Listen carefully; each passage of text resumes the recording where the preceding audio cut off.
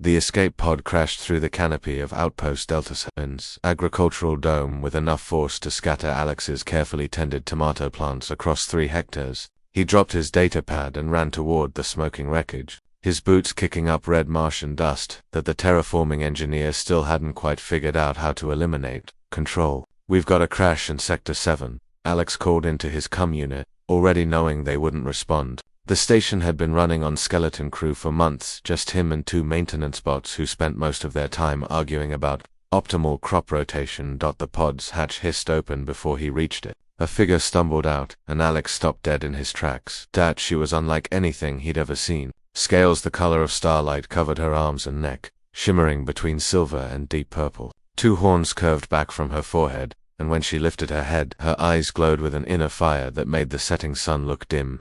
Actual wings hung torn and broken from her back, trailing what looked disturbingly like blood.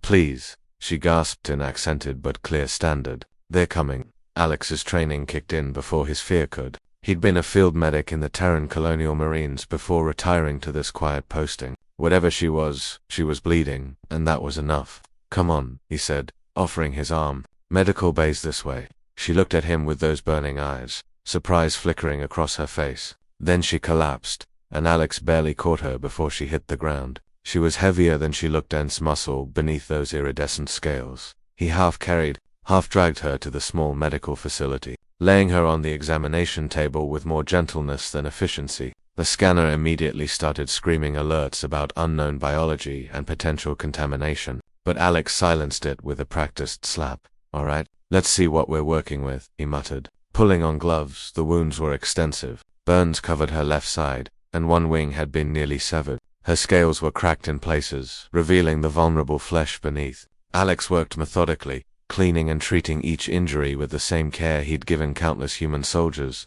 "This is going to sting," he warned before applying the syntheskin to the worst of the burns. She hissed an actual dragon's hiss that raised every hair on his neck but didn't pull away. "You're helping me," she said, her voice weak. "Why?" Alex glanced up from his work. "You're hurt. That's reason enough. But you don't know what I am. What I've done." "Nope," Alex agreed, threading a needle with specialized suture fiber. "And I don't need to. Right now, you're just someone who needs help. We can sort out the rest later. This is going to hurt more. I need to set this wing." She gripped the edge of the table with clawed hands that could probably tear through steel. "What's your name?" "Human, Alex. You." "Jennifer," she laughed, a sound like wind chimes and thunder. "My clutch sisters always said I chose too simple a name for the common tongue." "I like it," Alex said, working carefully on the delicate wing membrane. "Simple is good. You can always remember it, even when everything else gets complicated." He worked for 3 hours, using every trick he'd learned in field hospitals and emergency rooms. When he finally stepped back, Jennifer was bandaged, stitched, and sleeping real sleep, not unconsciousness. Her vital signs, whatever counted as vital signs for a dragon woman, had stabilized. Alex was cleaning his instruments when the comm unit exploded with noise. "Repeat, evacuate immediately. The Scourge Queen's flagship is entering the sector. All personnel." The message cut off as the power flickered. Through the dome's transparent sections, Alex saw them, massive warships, blocky and brutal, descending like hungry locusts. His blood ran cold. The Scourge. He'd heard stories everyone had. They were the galaxy's nightmare, consuming worlds and enslaving populations. "They found me."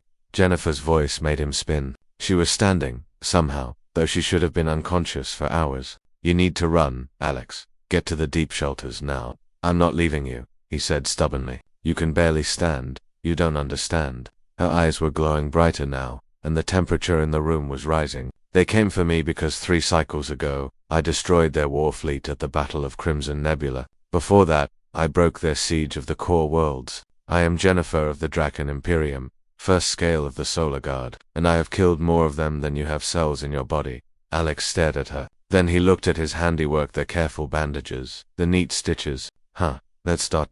impressive." She blinked. "You're not afraid." "Should I be? Everyone is afraid of me. Well, I just spent 3 hours knitting your wings back together, so I think we're past that."